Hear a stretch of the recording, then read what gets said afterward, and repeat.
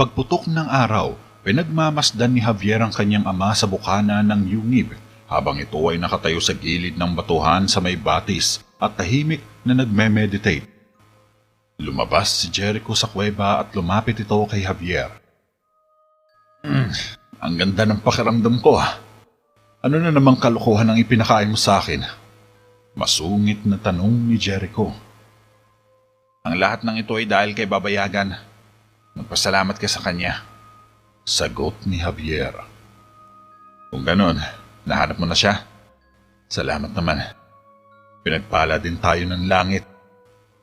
Nakangiting wika ni Jericho. Pero hindi ibig sabihin na handa din siyang tumulong. Ani ni Javier. Natunaw ang ngiti ni Jericho at napatingin kay Babayagan. Ano? Di makapaniwala si Jericho.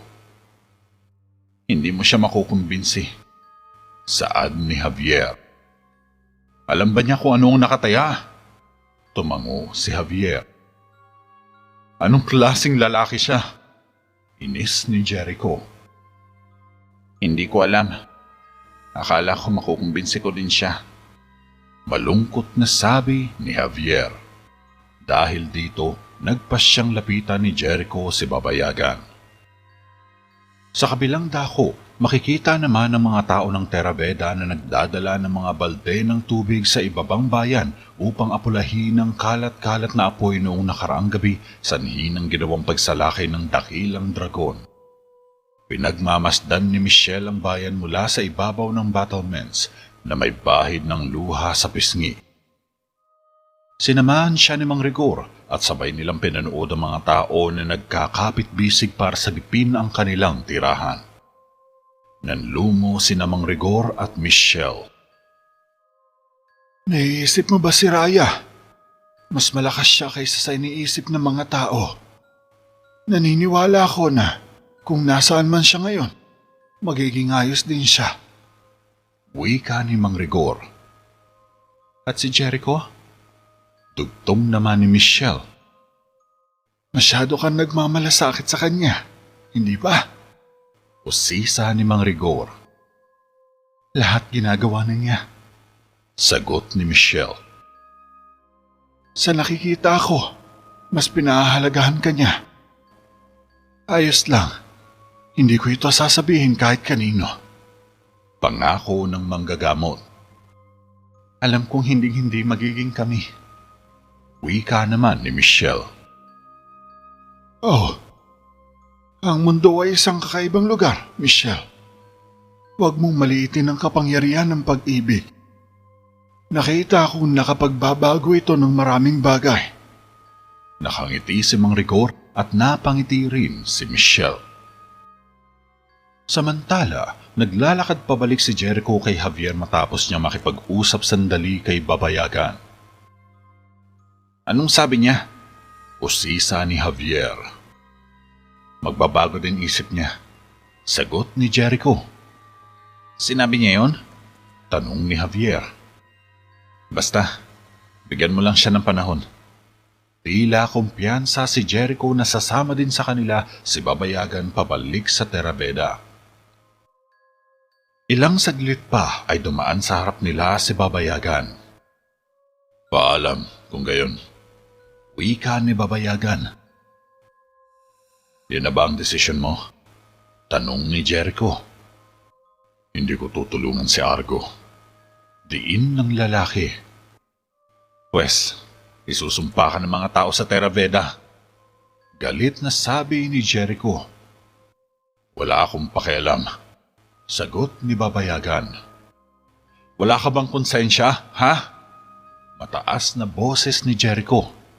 Nakatingin si Javier sa ama. Dapat itanong mo yan sa tatay mo. Pabalang na sagot ni Babayagan. At mas basahol ka pa sa kanya. Hindi na nakatiis si Javier at sumabat na ito sa usapan. Huwag mong sayangin ang oras mo sa kanya, Javier. Tumalikod si Jericho at nagpatiunan ng naglakad para umuwi sa Terabeda. Nagsalita si Rigor tungkol sa mga maharlikang tagapagbantay. Tumayo si Javier. Pero malinaw na mali siya. Napatitig ng seryoso ang ama. Si Rigor? Gulat ni Babayagan. Oo, maikling sagot ni Javier. Isa siyang mabuting tao. Wika ni Babayagan. Oo, umaasa akong katulad ka din niya pero hindi. Emosyonal na sabi ni Javier. Javier! Tawag ni Jericho. Gusto kong... Napahinto si Javier nang tawagin muli siya ni Jericho. Kung gayon, wala nga ang kwenta ang pagpunta namin dito. Wika ni Javier at sumama na siya kay Jericho. Nasa loob na ng kuweba si Babayagan pero dinig pa rin niya ang pag-uusap ng dalawa sa labas. Humiga ito sa higaan niya na gawa sa pinagtagpi-tagping mga kawayan at napaisip ng malalim. Huminto naman sina Jericho at Javier sa bulubundukin ng Merendra at nagpasyang mag-set ng kampo sa kakahuyan para dito magpalipas ng gabi. Palagi kong iniisip na ang katahimikan ay magiging isang pagpapala sa iyo ng mga Diyos. Ngunit sa tingin ko ito'y nakakairita. Isa kang bugtong, Javier. Wika ni Jericho habang naghahanda si Javier ng hapunan nila. Isang bugtong? Pagtataka ng binata. Oo, pero kailangan kitang magustuhan para di ako laging pagod. Sagot ni Jericho. Talaga? Tumampot ng kahoy si Jericho. Ngayon ko lang napagtanto na hindi ka naman kasing tanga ng iba. At mapaglarong tinusok sa likuran si Javier. Muntik na itong mabuwal subalit nagawa niyang itukod ang mga kamay sa lupa kaya hindi siya agad natumba. Oo, gayon din ang nararamdaman ko. Ngayon napagtanto ko na hindi ka rin kasing yabang gaya ng sinasabi mo. Mataray na sagot ni Javier. Tumaas ang kilay ni Jericho. Sa tingin mo mayabang ako? Palihim na ngumiti si Javier. Hindi, masigit pa. Sobrang yabang. Sagot ni Javier. Medyo napikon naman si Jericho. Bastos mo ah. Sigurado ka bang alam mong ibig sabihin nito, Javier? Sarcastic na tanong ng prinsipe. Minsan lang naman. Kambyo pa ni Javier. Napakahusay. Patuloy si Javier sa ginagawa. Bawas-bawasan mo lang konti. Ani ni Javier. Aba, sumusobra ka na. Napatayo si Jericho. Hindi, ito'y pagpuri ko lamang sa iyo. Palusot pa ni Javier. Akala mo ba? Nakarinig si Jericho ng isang sanga na naputol at mga kaluskos ng dahon. Napatingin siya sa unahan at binunot ang kanyang espada na nakabaon pa sa lupa. Shh! Sumunod sa kanya si Javier. Pero gusto mo akong kausapin, di ba? Narinig ni Javier ang isa pang sanga na pumutok. Binalikan ni Javier ang isang espada at sinundan muli si Jericho. Hinanap nila ang pinagmula ng ingay at huminto sa mga puno. Nakarinig sila ng mga punong gumagalaw sa likuran nila at lumingon. Bumungad kaagad kay Javier ang nakangiting muka ng ama. Ingat, bata. Akala ko kasi baka kailangan nyo ng tulong. Delikadong lugar ito. Ani ni Babayagan. Sasama ka sa amin? Sabat ni Jericho. Tama kayo. May ilan sa Terabeda na nagbubus ng buhay dahil sa akin. May utang ako na dapat bayaran. Wika ni Babayagan. Kung magtatagumpay ka sa pagpatay sa dragon, hindi ka mawawalan ng gantimpala. Sinukbit ni Jericho ang espada sa tagiliran. Wala akong hinahangad na gantimpala. Turan ni Babayagan na may pahid ng panlilibak na tingin. Magaling! Kain tayo! Alok ni Jericho at nagtungo sila sa kampo nila.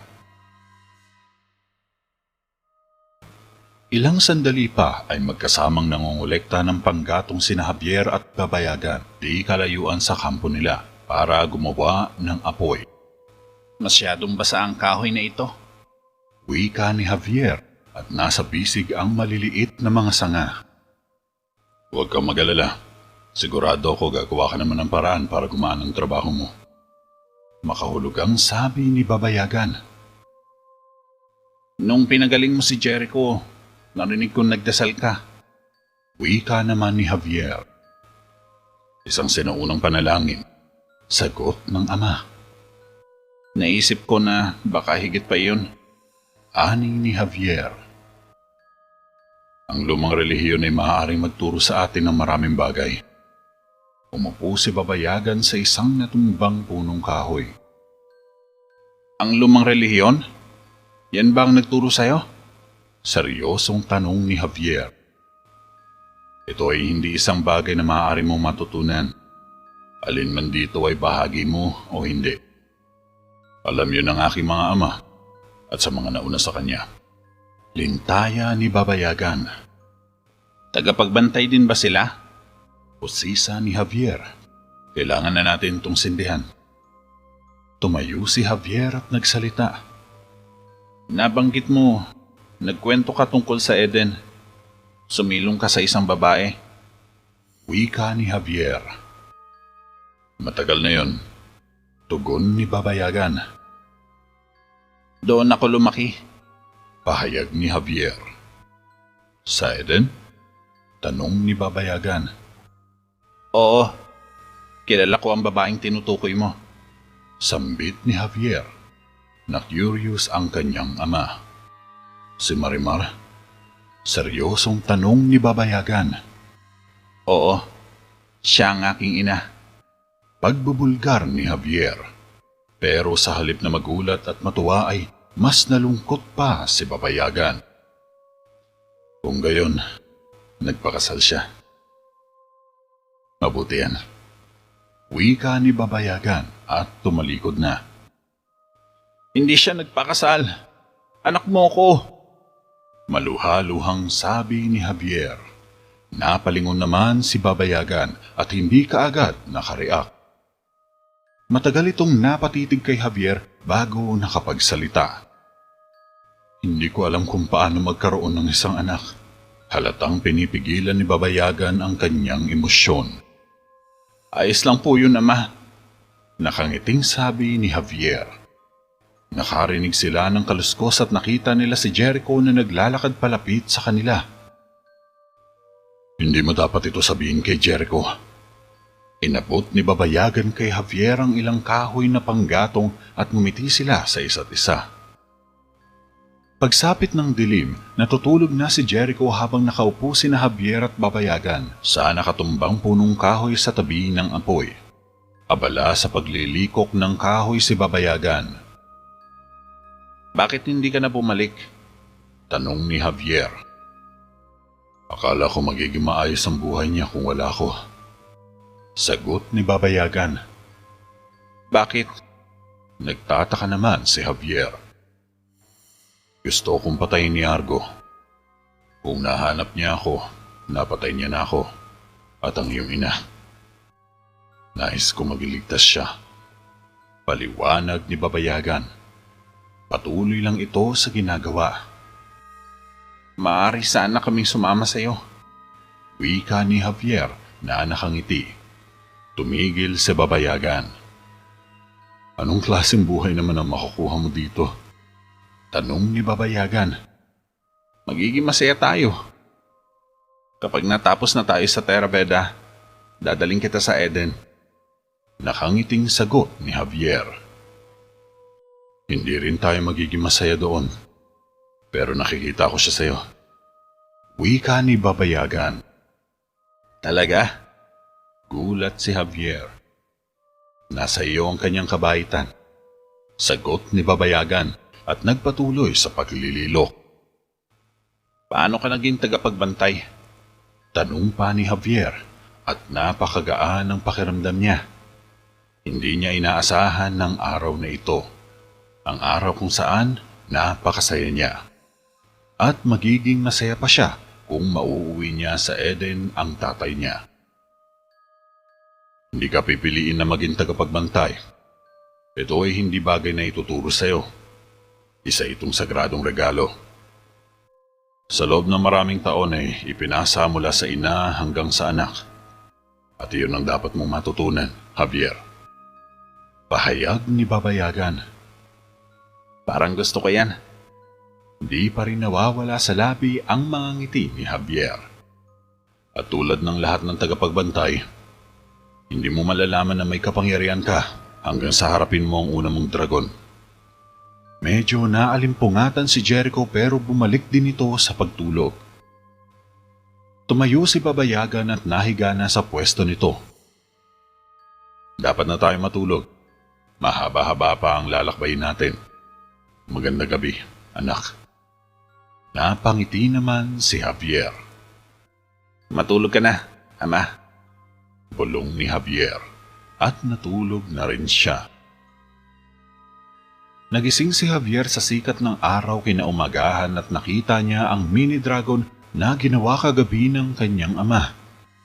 Napangiti siya na parang bata subalit isang kamay ang biglang tumakip sa bibig niya.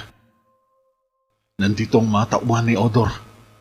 Bulong ni Jericho sabay hinugot ang kanyang espada. Napatayo si Jericho, nakiramdam sa paligid at naghanda. Maya-maya pa ay biglang lumitaw ang mga tauhan ni Odor mula sa iba't ibang sulok ng kakahuyan. Isang gwardya ang sumugod kay Jericho at mabilis na nagtapon ng taga. Nasalag ni Jericho ang atake at pinaikot niya ang kamay at umikot din ng mga espada saka nag-iwan ng siko sa panga. Pak! Ah! Bulagta sa lupa ang gwardya. Ah! May sumugod muli na isa. Kinampas si Jericho sa balikat subalit nakaiwas siya at nagbigay ng hiwa sa leeg ng kalaban. Ngunit nablak ang atake ni Jericho. Nagpakawala ng counter-strike ang gwardya kaya nagpalitan ng taga at hiwa ang dalawa. Hinagisa naman ng isang espada ni Javier ang kanyang ama at dumampot ng espada at nakipaglaban din siya sa sarili. Sinugod ng isang kawal si Babayagan kasabay ng pagtusok sa espada. Nakaiwas si Babayagan pero sinundan siya ng mga taga. Sumagitsit sa hangin ang talim ng espada habang maatras at umilag si Babayagan. Nagpunta siya sa gilid at inundayan ng 3 saksak ang kalaban. Nagkaroon ng butas ang malaking tiyan ng gwardya. Bumagsak itong duguan, sabay na lagutan ang hininga. Patuloy naman sa pakikipaglaban si Jericho sa isang gwardya. Nagbitaw ito bigla ng right straight. Sinabayan ito ni Jericho at nagbanggaan sa ere ang mga sandata nila. Pumihit si Jericho sa kanan at tinusok sa tagaliran ang kalaban. Nakaiwas ito sabay sumundot sa sikmura ni Jericho. Natapik ni Jericho ang atake at nag-counter din ng straight left. Bumaon sa puno ang espada ni Jericho nang yumuko ang gwardya. Binawi ito ni Jericho at sinugod ng marahas ang kalaban. Patuloy lang sa pagdagsa ang mga tauhan ni Cyrus. Sinusubukang patahin sina Javier.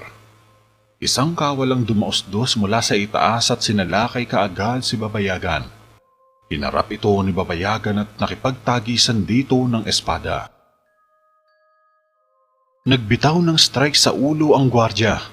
Nakaiwas si Babayagan. Pumunta ito sa gilid at sumundot sa dibdib. Natapik ito ng kalaban at nagtapon din ng atake. Pinanood lang ni Javier ang ama na solong nakikipaglaban, kaya hindi niya napansin ang pagsulpot ng isang lalaki sa likuran niya. Nagbagsak ito ng taga at nakita ito ni Javier sa peripheral vision niya. Nasalag niya ang ataking puputol sana sa balikat niya. Umatras siya pero sumugod muli ang kalaban at napilitan na rin makipaglaban si Javier. Tuloy lang na nakikipagpalitan ng opensa at depensa sa kalaban si Babayagan. Naghagis ng hiwa ang gwardya at nakaiwas siya. Pumunta siya sa tabi ng puno. Sinundan siya ng gwardya. Umikot si Babayagan sa puno at sinalubong ng kalaban ang espada niya. Wow! Bumulwak sa bibig ng gwardya ang masaganang dugo hanggat umabot sa damit at napalod sa lupa ang gwardya. Bumagsak itong nakadilat ang mga mata. Nakahinga ng maluwag si Babayagan. Napaatras naman si Javier sa marahas na atake ng lalaki. Panay salag at iwas lang ang tanging nagagawa niya. Nakikipagpalitan na ng left straight at right si Javier at sinasabayan lang sa galaw ang kalaban. Bumitaw ng slash sa ere ang lalaki, pero nablock kaagad ito ni Javier. Matagal bago naghiwalay ang kanilang mga sandata. Nasorpresa si Javier nang biglang winasiwas ng lalaki ang espada. Napayuko si Javier at napaatras pero sinundan siya ng kalaban at sumundot sa binti. Nablock ni Javier ang atake ngunit tinapik ng lalaki ang kamay at dinisarmahan si Javier. Nakita ni Babayagan ang eksena at nagmadaling tumakbo tungo kay Javier upang tulungan ang anak. Napapaatras si Javier sa takot nang lumapit na ang lalaki at di na siya nakareact ng mabilis nang siya'y tusukin sa tiyan. Hindi! Hinarang ni Babayagan ang sarili at siya ang nasagasaan ng espada. Nanlaki ang mga mata ni Javier at sinalo ang kanyang ama. Tumagos sa likod ni Babayagan ang talim. Napabog siya ng dugo at tuluyan ng hina. Nanginginig ang mga mata ni Javier at sa isang sigaw ay biglang tumilapon ng gwardya na nakasaksak sa kanyang ama. Lumipad ito ng ilang metro at dumikit sa puno. Pak! Patay kaagad ang lalaki nang matusok ito ng mga sanga. Ibinaba ni Javier sa lupa ang kanyang ama at hinawakan sa ulo. Nakikita kong may talento ka ng iyong ama. Nangihinang wika ni Babayagan. Hindi, pakiusap. Kaya pa kitang iligtas. Naluluhang sabi ni Javier na nakaakay sa ama. Makinig ka sa akin. Kapag nakaharap mo ang dragon, tandaan mo, maging matatag. Ang puso ng dragon ay nasa kanang bahagi nito, hindi sa kaliwa. Lintaya ni Babayagan. Hindi ko kayang mag-isa. Sagot ni Javier. Makinig ka sa akin, o aking anak. Sapat na nakita ko para malaman mong ipinagmamalaki kita na sobra. Dahan-dahang pumikit ang mga mata ni Babayagan at dito na napahagulgol si Javier. Isa na namang mahal niya sa buhay ang namatay sa mga bisig niya. Hindi, Ama! Hindi! Todo ang iyak ni Javier. Nakita agad ni Jericho ang sitwasyon. Napasabunot siya sa ulo at binato niya ang espada. Nanlumo at nagalit siya sa nangyari. Hindi! Sigaw ni Jericho. Nagpunas ng mata si Javier at tumayo para harapin si Jericho. Babagsak ang kaharian kung wala siya. Wika ni Jericho. Tahimik lang si Javier. Di siya nagsalita at tumingin sa nakabuligtang ama. Nilibing ni na Javier at Jericho si Babayagan sa ibabaw ng burol at pagkatapos ay inalayan ito ng taimtim na dasal ni Javier. Doon na rin sila nagpalipas ng gabi. At pagputok ng araw ay sumakay na sila sa kanilang mga kabayo pabalik sa Terra Veda habang bumubuhos ang malakas na ulan. Ilang araw ang nakalipas ay naispatan ng isang kabalyero sina Jericho sa labas ng ibabang bayan at nagmadali itong pumunta sa palasyo upang sabihin sa hari. Napatayo sina Haring Argo at kanyang mga tagapayo kasama ang mga kabalyero habang sina Jericho at Javier ay pumasok sa war room. Paumanhin, Ama. Binigo kita. Ang huling tagapag-amoy patay na. Wika ni Jericho. Tumingin si Mang Rigor kay Javier na pinipilit na huwag umiyak. Ibinaba ni Mang Rigor ang kanyang ulo at halatang nalungkot din. Maraming taon din ang nakalipas kung saan mas nanaisin kung marinig kong balitang yan. Ani ni Haring Argo, subalit sa loob-loob nito ay nalungkot din ito sa nangyari. Ang lahat ay hindi nawala, Ama. Kailangan nating labanan ang halimaw mismo. Kaya't maghanda tayo at lumaban sa ating mga sariling kondisyon. Sa malambot na lupa, sa likod ng mga puno, kung saan may mas madaling makakapagmaniobra tayo. Saad ni Jericho. Walang patutunguhan yan. Sagot ng hari. Tapos ano, tatayo lang tayo dito at panonoorin ang unti-unting pagkawasak ng Terra-Veda? Wika ni Jericho na galit. Sige, pinahihintulutan na kita. Sabay tango ni Haring Argo. Umikot si Jericho at humarap sa kanyang mga kabalyero. Kailangan ko ng 100 kabalyero. Ang mga hindi gustong lumaban ay magagawa ito nang walang mansya sa kanilang pagkatao. At para sa matatapang na magboboluntaryo ay dapat niyong malaman na maliit ang tsansa nating makabalik. Wika ni Jericho sa kanyang mga kabalyero. Ilang sandali pa ay pinangunahan ni Nicolas ang paghakbang. Kasunod nito ay 12 iba pang mga kabalyero ang humakbang pasulong at bumuo ng isang bilog sa paligid ni Jericho. Bahagyang napangiti ang prinsipe. Natutuwa siya sa mga tapat niyang mga tagasunod. Umupo naman si Javier sa kanyang kama pagka-uwi sa bahay at iniiyakan ng dragon figurine na ginawa sa kanyang ama para sa kanya. Pumasok si Mang Rigor sa kwarto niya at lumapit sa pamangkin. Javier, anong nangyari? Usisa ni Mang Rigor. Hindi ko siya nailigtas. Mangiyak-iyak si Javier habang napabuntong hininga si Mang Rigor. Javier, sambit ng manggagamot.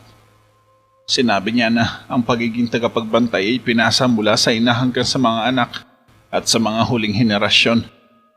Wika pa ni Javier. Totoo yan. Lumapit ng husto si Mang Rigor. Nang makaharap ko ang dakilang dragon, parang walang silbi ang mahika ko. Ani ni Javier. Naupo ang tiyuhin sa tabi niya. Hindi namatay nang walang kabuluhan ang iyong ama. Doon mo lang mapapamana ang kapangyarihan niya. Sambit ni Mang Rigor. Sa tingin mo ba malakas na ako para harapin siya? Tanong pa ni Javier.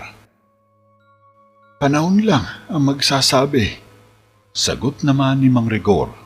Napatingin sa figura ng dragon si Javier at iniyakan ito ng iniyakan. Inalalayan naman siya ng tiyuhin at dinamayan sa kanyang pagluluksa. Kinahapunan, tinutulungan ni Javier si Jericho na isuot ang kanyang body armor. Tumingin ka sa maliwanag na bahagi, Javier. Malamang na hindi mo na ito malilinis muli. Wika ni Jericho habang lumulubog na ang haring araw sa likod nila. Dapat ka mag-ingat ngayon. Huwag mong piliting lumaban pag hindi mo kaya. Seryosong payo ni Javier habang kinakabit sa mga kamay ni Jericho ang isang silver gauntlet. Opo, kamahalan. Pabirong sagot ni Jericho. Seryoso ako.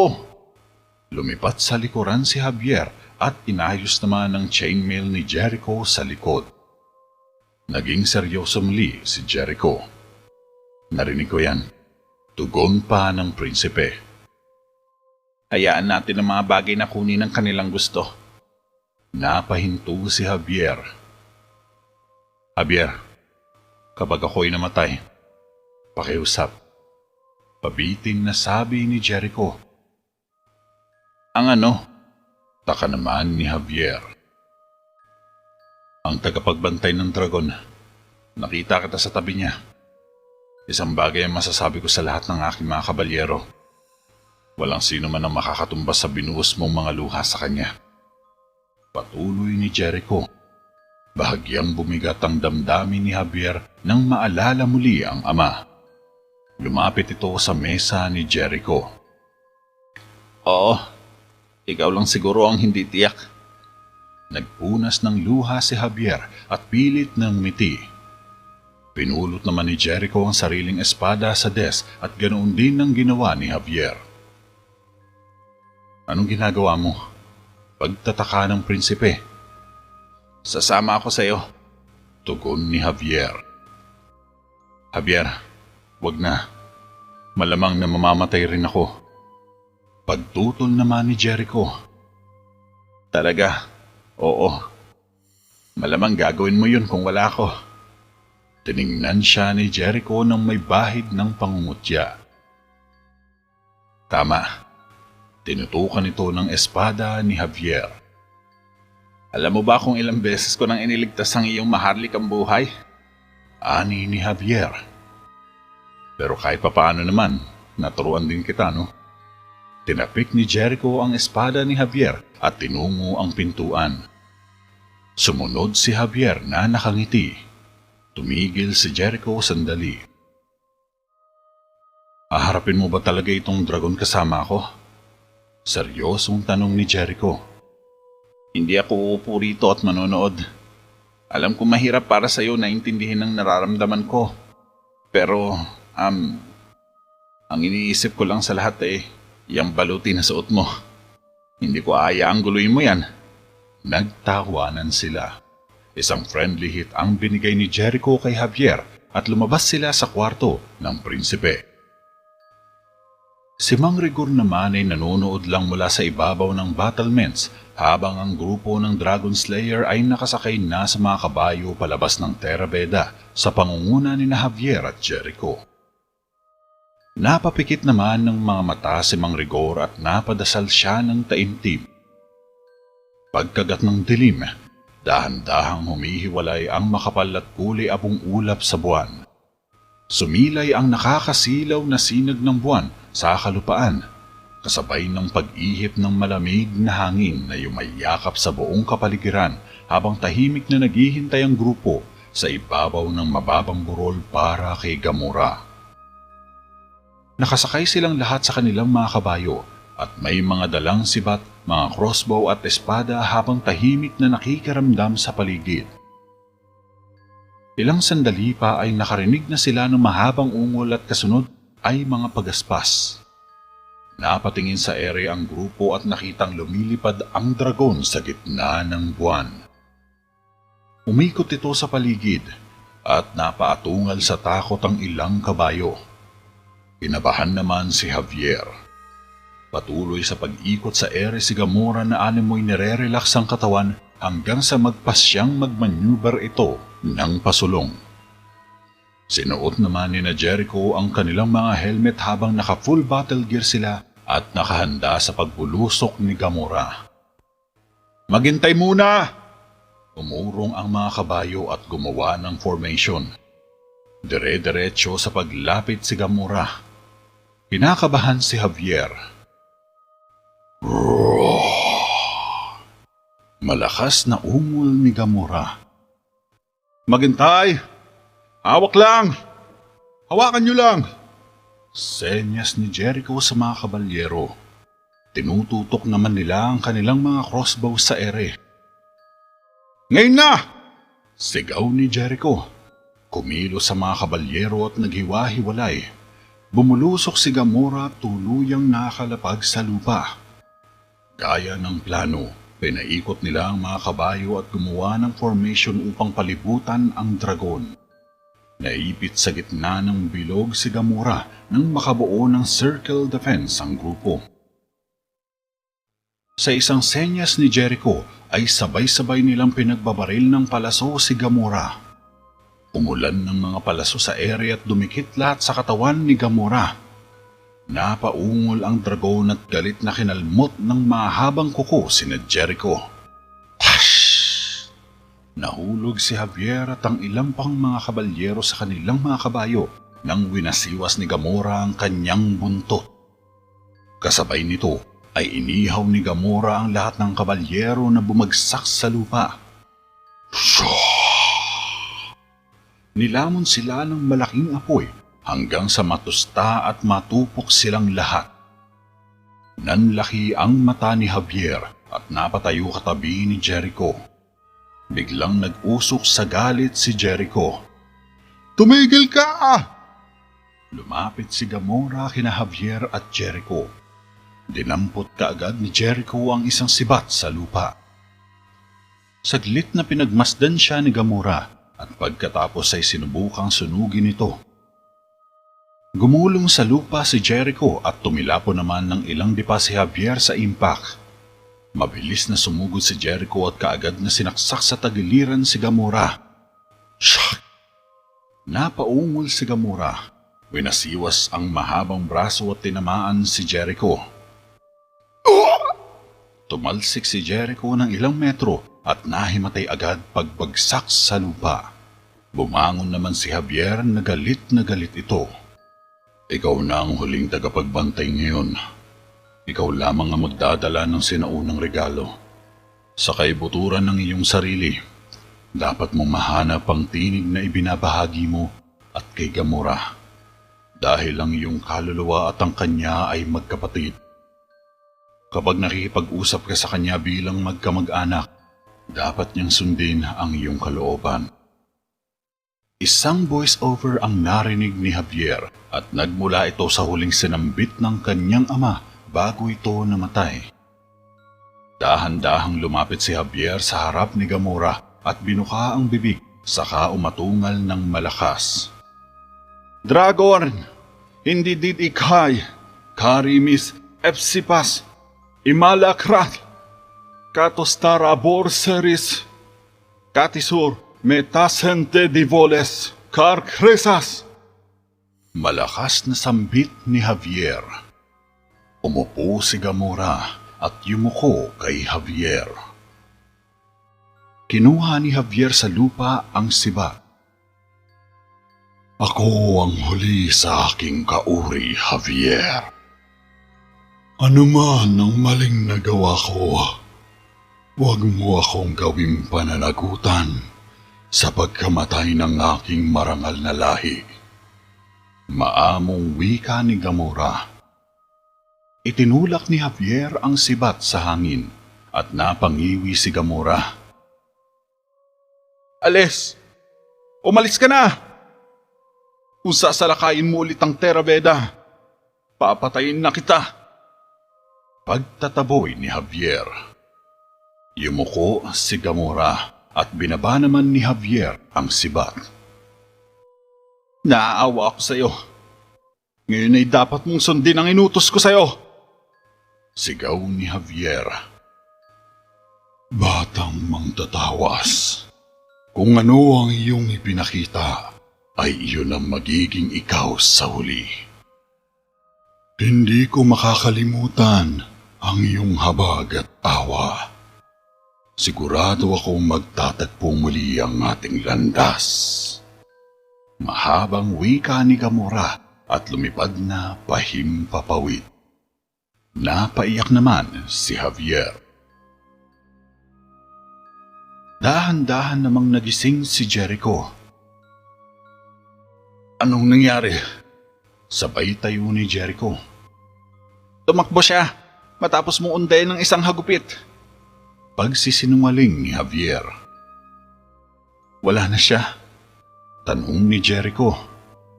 Oo, nagawa mo. Tugon naman ni Javier.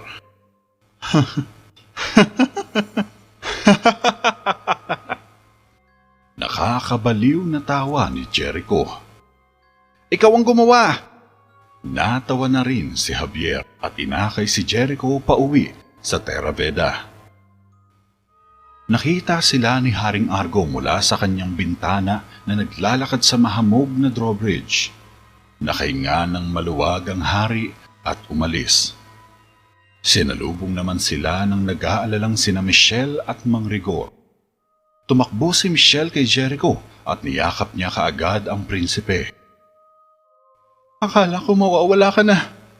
Nag-aalalang wika ni Michelle. Nakangiti naman si Mang Rigor habang lumalapit kay Javier at niyakap din ito. Anak ko! Nasambit ni Mang Rigor sa sobrang tuwa na buhay ang pamangkin. Umalis naman sina Jericho at Michelle. Naiwan ang magtiyuhin sa gitna ng drawbridge. Nararamdaman kong kasama ko siya, Tio. Wika ni Javier. na ang tinutukoy ay ang kanyang amang yumao. Ngumiti naman si Mang Rigor. Siya ang lagi mong kasama. Anang matanda. Sana, maikling sagot ni Javier. Javier, alam kong hindi ko maikukumpara ang sarili ko sa iyong ama. Ngunit sa halaga nito, nakuha pa rin ako. Ani ni Mang Rigor. Bueno, sa palagay ko, kailangan ko lang yun gawin. Natawa si Mang Rigor at inakay ang pamangkin pauwi sa bahay. Matapos ang malalim na katapusan, nagbago ang lahat kay Javier. Malaking aral ang natutunan niya sa lahat ng mga nangyari at sa mga pagsubok na dumaan sa kanyang buhay. Natuto siyang magmahal, magtiis at magpatawad. Naiintindihan niya kung bakit naging ganoon kabrutal si Gamora. Kung sino pa ang sinasabi nilang halimaw, siya palang may busilak na puso at handang magpatawad. Sadyang mapaglaro lang ang tadhana ni Javier, pero sa kailanman ng kanyang pagkatao, hinihiling niya na hindi dumating sa parehong sitwasyon ang naging buhay ng ama sa susunod na kabanata ng kanyang makasaysayang pakikipagsapalaran sa Terra Veda. Sa ngayon ay dahan-dahan nang bumabangon ang nakadapang Terra Veda mula sa trahedya at sa mga sakunang umikot sa kanya.